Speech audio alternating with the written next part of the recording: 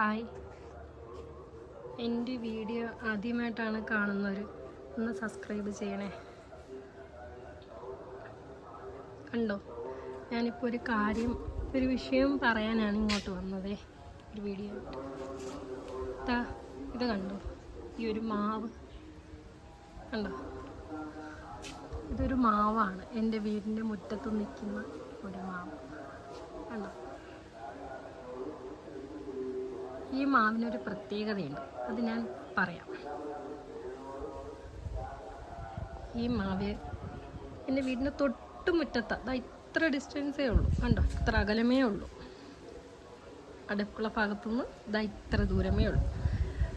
ഇത് എനിക്കിവിടെ നല്ല തണൽ തരും, നല്ല കാറ്റ് തരും. ഈ ചൂട് സമയത്തും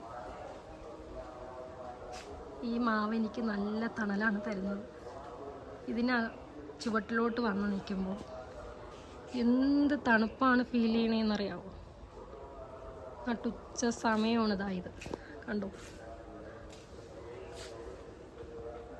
ഒരുപാട് വൃക്ഷങ്ങളൊക്കെ ഉണ്ട്, പക്ഷേ ഈ മാവെന്ന് പറയുന്നത് എനിക്ക് അത്രയ്ക്ക് പ്രിയപ്പെട്ടതാണ്.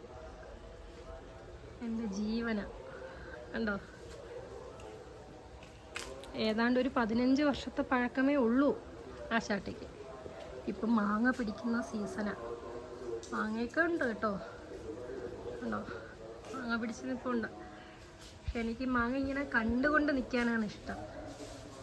ഇത് പറിച്ചെടുക്കാൻ എനിക്കിഷ്ടമല്ല.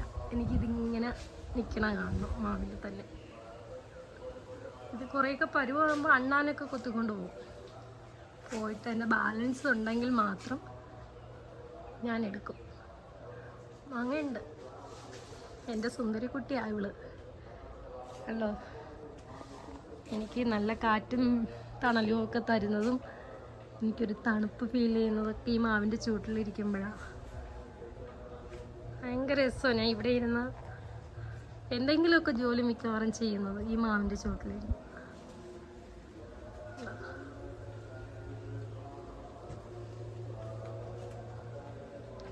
നല്ല ടേസ്റ്റായത് ഈ മാങ്ങ കഴിക്കാൻ. ഇതിന് പുളിപ്പില്ല, പച്ചയായിട്ട് കഴിക്കാനും. ഇത് പഴുത്ത് കഴിഞ്ഞാലോ എന്തൊരു മധുരമാണെന്നറിയാമോ. ഞാൻ മിക്ക മാവും എൻ്റെ ഇവിടെ മുറ്റത്ത് നിൽക്കുന്നതുകൊണ്ട് ഞാനിത് പഴുത്ത് പാകമായിട്ടേ ഞാൻ പറിക്കാറുള്ളൂ. ചിലപ്പോൾ മൂട്ടി വയ്ക്കും. ഭയങ്കര ടേസ്റ്റാണ്, നല്ല മധുരമാണ്. ഇപ്പോൾ ഞാൻ 3 ഇതിൽ കവറിട്ട് നിർത്തിയേക്കോ. കുറേ ദിവസമായി കവറിട്ടിട്ട്, എന്തായാലും ഒന്നും നോക്കിയില്ല.